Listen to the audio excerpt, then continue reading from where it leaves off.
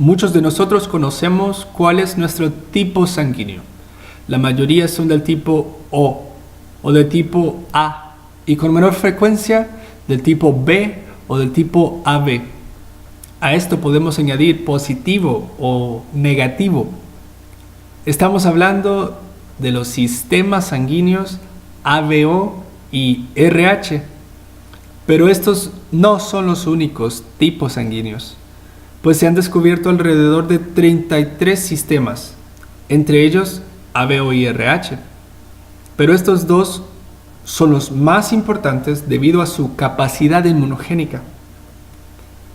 En este video nos centraremos en el sistema sanguíneo número 8, conocido como sistema Duffy.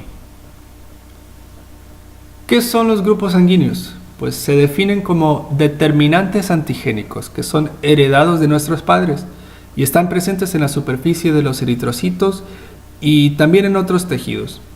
Estos pueden ser detectados por el uso de anticuerpos específicos.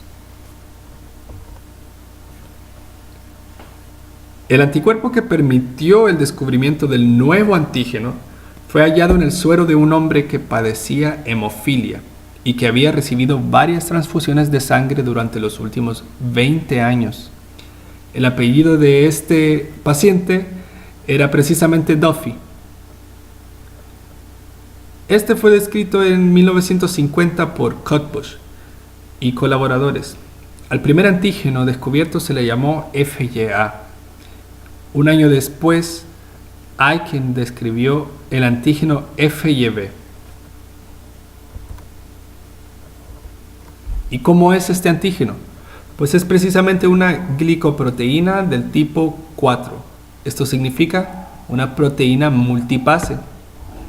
En esta imagen logramos observar con mayor precisión cuál es la estructura de la glicoproteína Duffy. Esta consta de un dominio extracelular N-terminal glicosilado. Además, 7 dominios que atraviesan la membrana y por último un dominio C-terminal citoplasmático. Es también conocida como antígeno Duffy receptor de quimiosinas, por sus siglas en inglés DARQ. Es una proteína politópica compuesta por 336 aminoácidos. El gen DARQ se ubica en el brazo largo del cromosoma 1, banda 23, subbanda 2. Posee 2 exones. Estos codifican para la glicoproteína Duffy, receptor de quimiosinas, y porta los 5 antígenos del sistema sanguíneo Duffy. El primer exón codifica para los primeros 7 aminoácidos de la glicoproteína y el resto de los residuos están codificados en el exón número 2. Los antígenos FYA y FYB son codificados por el gen bialélico con los mismos nombres, que dan lugar a los 4 fenotipos sanguíneos más frecuentes que observamos en la tabla: FYA positivo, B negativo, FYA positivo, B positivo, FYA negativo, B positivo y por último el FY nulo, porque es negativo tanto para A como para B.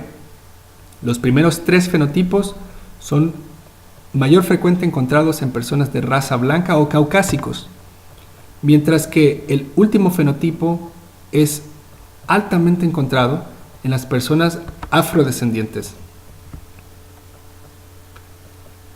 En el feto, los antígenos Duffy o FY pueden ser detectados a partir de la 7ª semana de gestación y al momento del nacimiento están bien expresados.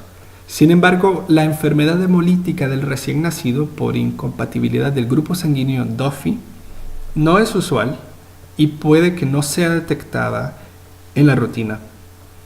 Esto se debe a la inmunogenicidad moderada de los antígenos Duffy.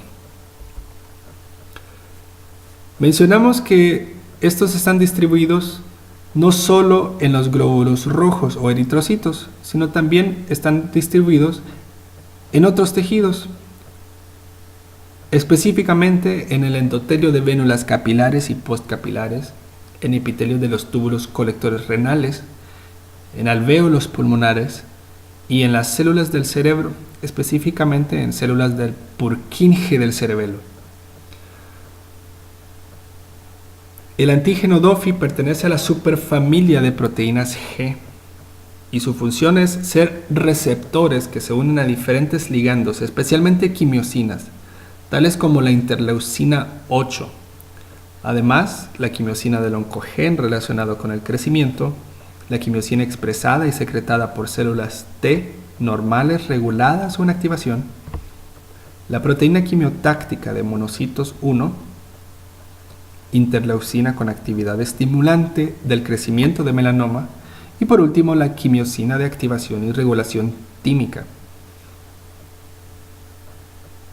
En condiciones normales, el receptor DOFI eritroide regula los niveles plasmáticos de la interleucina 8 y cuando se une a esta quimiosina, la inhabilita para inducir la activación de los neutrófilos y de los monocitos. Por el contrario, cuando el receptor DOFI se encuentra mutado, como ocurre en el sistema DOFI nulo o negativo, la interleucina 8 se une a DOFI de una manera poco eficiente, lo que lleva a que la quimiosina se acumule y no haya regulación de la atracción y la activación de los neutrófilos y los monocitos. Por otro lado, podemos mencionar